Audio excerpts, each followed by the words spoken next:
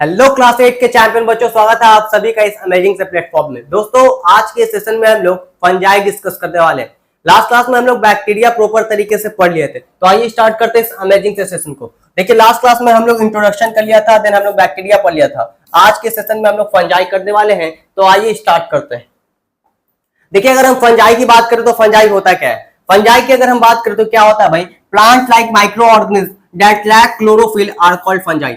Plants like micro organism जिनके पास chlorophyll नहीं होता है उन्हें हम लोग फंजाई कहते हैं। क्या कहते हैं दोस्त? उन्हें हम लोग फंजाई कहते हैं। दे में बी आइदर यूनिसेल्युलर या मल्टी सेल्युलर।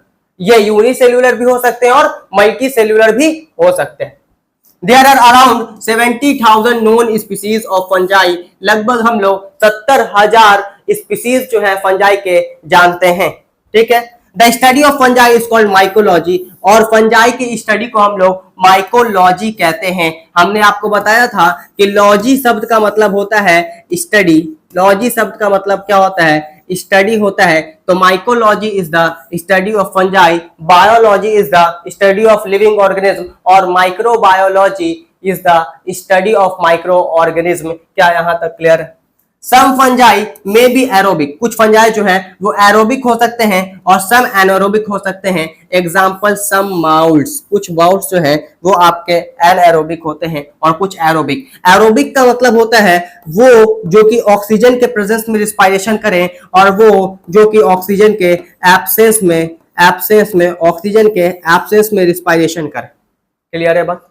एरोबिक का मतलब जो ऑक्सीजन के प्रेजेंस में रिस्पायरेशन करे, और एनारोबिक का मतलब जो ऑक्सीजन के एब्सेंस में रिस्पायरेशन करे। क्या यहां तक क्लियर है?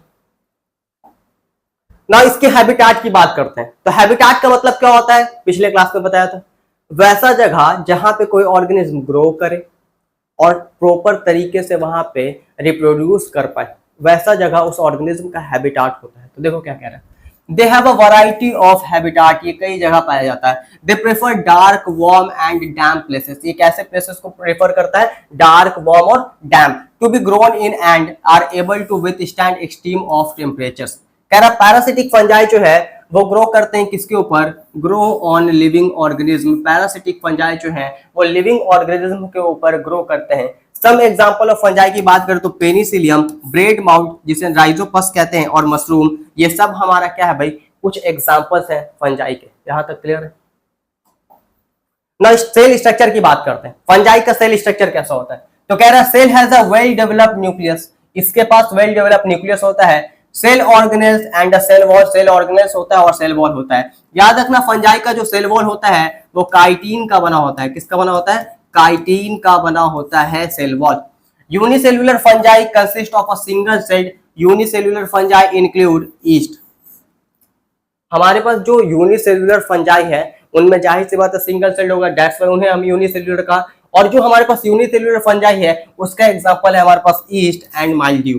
माइल्ड्यू क्या होता है? इस तरीके से देखो, पत्ते पे इस तरीके से उजला उजला कलर का जो आप स्ट्रक्चर देख रहे हैं, दिस इज योर माइल्ड्यू। ठीक है, और ये आपका ईस्ट, ये दोनों आपका यूनिसेल्युलर फंजाई है। कैसा फंजाई है? यूनिसेल्युलर फंजाई है। Yeast live in colonies and are aerobic as well as anaerobic. Yeast जो है वो आपके कॉलोनी बनाकर रहते हैं और कभी कभी एरोबिक रेस्पायरेशन करते हैं और कभी कभी एनारोबिक, इसलिए इसे फैकल्टेटिव एनारोब कहते हैं। मतलब समझो कि फैकल्टेटिव एनारोब का मतलब क्या होता है भैया? फैकल्टेटिव एनारोब का मतलब होता है बाबू, facultative anaerobe any organism that is able to grow either with और विदाउट फ्री ऑक्सीजन। वो ऑर्गेनिज्म जो कि ऑक्सीजन के प्रेजेंस में भी ग्रो कर सकता है और ऑक्सीजन के एब्सेंस में भी ग्रो कर सकता है, वैसे ऑर्गेनिज्म को फैकल्टेटिव एनारोब कहते हैं। और ये है हमारा ईस्ट। क्या यहां तक क्लियर? क्या यहां तक क्लियर है? अब देखो multi cellular fungi form thread like structure. Multi cellular fungi जो है वो थ्रेड लाइक स्ट्रक्चर बनाते हैं, धागा की तरह एक स्ट्रक्चर बनाते हैं। उस स्ट्रक्चर को हम लोग हाइफी कहते हैं। क्या कहते हैं दोस्त? उस स्ट्रक्चर को हम लोग हाइफी कहते हैं। विच में contain more than one nucleus, जिसमें एक से ज्यादा न्यूक्लियस देखने को मिलता है। विदाउट डिवीजन इनटू सेल्स, अगर सेल्स में डिवीजन नहीं हुआ है तो उसे नॉन सेप्टेट या फिर एसेप्टेट कहा जाता है। एसेप्टेट कहा जाता है। और सिंगल न्यूक्लियस इन सेपरेट, और न्यूक्लियस जो है सेपरेट कर दिया तब वो कहलाता है सेप्टेट। जैसे यहाँ पे देखो, यहाँ पे जो न्यूक्लियस है वो सेपरेट नहीं है, दैट्स व्हाई तुम्हारा कहला रहा है नॉन सेप्टेट। क्या कहला रहा है? ये तुम्हारा कहला रहा है नॉन सेप्टेट या एसेप्टेट। और यहाँ पे जो है तुम्हारा न्यूक्लियस को सेपरेट कर दिया गया है। दैट्स वाई ये क्या कहला रहा है मेरे दोस्त, ये कहला रहा है तुम्हारा सेप्टेट। ये तुम्हारा क्या कहला रहा है, सेप्टेट कहला रहा है। क्या यहाँ तक क्लियर है, यहाँ तक एकदम सेट है। चलो अब देखो क्या कह रहा है, mushroom are often found growing on wood. Mushrooms जो फंजाई हैं आपके, वो कहाँ ग्रो करते हैं, वुड यानी लकड़ी पे। And it is common to see them growing on wet soil. ये कहाँ ग्रो करते हैं, वेट सॉइल। वेट मतलब गीला, इन सैडेड प्लेस, छायादार वाले इलाके में। During the rainy season such as the root of trees, और रेनी सीजन में रूट जो होते हैं ट्रीज के, वहां पे भी आपको ये प्यारे प्यारे मशरूम दिख रहे होते हैं, आपको दिख रहे होते हैं ये मशरूम। क्या यहाँ तक क्लियर है, क्या यहाँ तक क्लियर है। मशरूम कहाँ ग्रो करता है भाई, वुड पे, गीले एरिया में, सैडेड प्लेस में, ठीक है। नॉन न्यूट्रिशन की बात करते हैं, फंजाई न्यूट्रिशन कैसे लेता है। तो फंजाई की अगर हम बात करें तो फंजाई लैक क्लोरोफिल, क्लोरोफिल तो है नहीं, hence they are unable to make their own food. इसका मतलब ये अपना खाना खुद नहीं बना पाएंगे। And depend on other organism for sustenance, और सस्टेनेंस के लिए दूसरे ऑर्गेनिज्म के ऊपर क्या रहेंगे, डिपेंड रहेंगे। फंजाई आर आइदर सैप्रोफिटिक और पैरासिटिक। फंजाई आपके सैप्रोफिटिक या पैरासिटिक हो सकते हैं। सैप्रोफिटिक का मतलब क्या है, सैप्रोफिटिक का मतलब है ones obtain their food from dead and decaying organic matter. जब ये अपना खाना डेड और डिकेइंग ऑर्गेनिक मैटर से लेंगे, सड़े गले मरे हुए चीजों से अपना खाना लेंगे, तब उसे हम लोग क्या कहेंगे दोस्त, सैप्रोफाइटिक, सैप्रोफिटिक कहेंगे। इसका एग्जांपल है ब्रेड माउथ। क्या एग्जांपल है, ब्रेड माउथ। और दूसरा है parasitic fungi, drive their nutrition by living inside और on the body of another organism. किसी दूसरे ऑर्गेनिज्म के अंदर रहकर या उसके ऊपर रहकर वहां से न्यूट्रिशन लेना क्या कहलाता है, आपका पैरासिटिक न्यूट्रिशन कहलाता है। और इस तरीके के फंजाई पैरासिटिक फंजाई कहलाएंगे। और वैसे फंजाई जो कि डेड एंड डिकेइंग मैटर, सड़े गले हुए चीजों से अपना न्यूट्रिशन लेते हैं, वैसे फंजाई को हम लोग सैप्रोफिटिक फंजाई कहेंगे। और आपका एग्जाम्पल याद रखना है, सैप्रोफिटिक एग्जाम्पल याद रखना है ब्रेड बाउल। सैप्रोफिटिक का एग्जांपल याद रखना है ब्रेड बाउल। क्या यहां तक क्लियर। नाउ रिप्रोडक्शन की बात करते हैं कि जो हमारा फंजाई है वो रिप्रोड्यूस कैसे करता है। तो देखो कह रहा है reproduction in fungi take place asexually. Asexually होता है, तीन मेथड्स देखने को मिलता है, बडिंग, फ्रैगमेंटेशन और स्पोर फॉर्मेशन।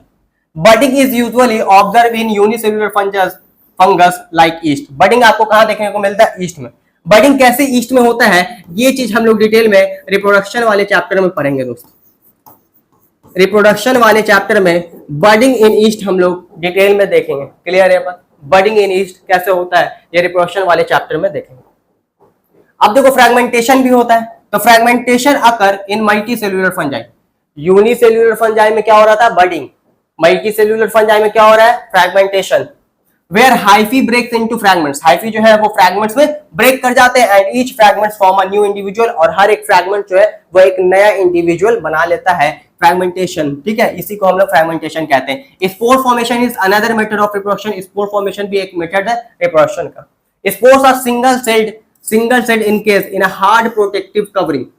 स्पोर क्या होता है, सिंगल सेल्ड का होता है और इसके बाहर हार्ड प्रोटेक्टिव कवरिंग होता है, which produce new individual on germination. और ये जब जर्मिनेट करता है तो एक न्यू इंडिविजुअल को प्रोड्यूस करता है। Spores are formed in sporangium. Spores जो है वो कहां बनते हैं, स्पोरेंजियम में बनते हैं। क्या यहां तक क्लियर है, स्पोर्स जो है वो कहां बनते हैं, स्पोरेंजियम में बनते हैं। चलिए effects upon human.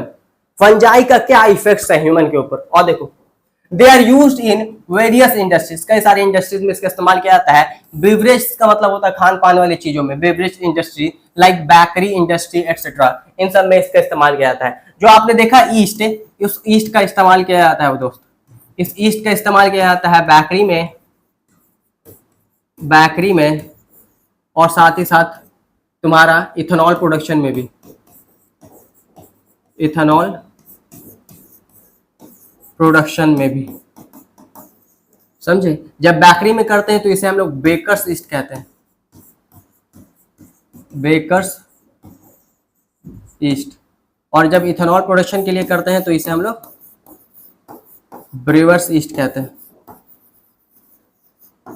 Brewers yeast कहते हैं। नाम भी लिख दे ईस्ट का, कौन सा ईस्ट इस्तेमाल किया जाता है, सैक्रोमाइसिस,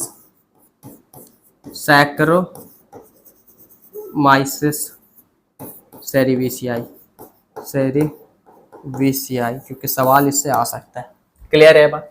अब देखो 10 दे पॉजिटिवली अफेक्ट आवर इकोनॉमी, हमारे इकोनॉमी पे ये पॉजिटिवली इफेक्ट दिखाता है, बट दे में आल्सो हार्म, ये हमारे लिए हार्म भी हो सकता है, नुकसान भी कर सकता है फाइनेंशियली बाय काउजिंग डिजीज करके, है ना, और हमारे फूड को खराब करके। समझ में आया बात? तो ये आपका इफेक्ट है ह्यूमन के ऊपर फंजाई का। तो थैंक यू बच्चों, मिलते हैं नेक्स्ट सेशन में। नेक्स्ट सेशन में हम लोग प्रोटोजोआ पढ़ेंगे। थैंक यू, धन्यवाद।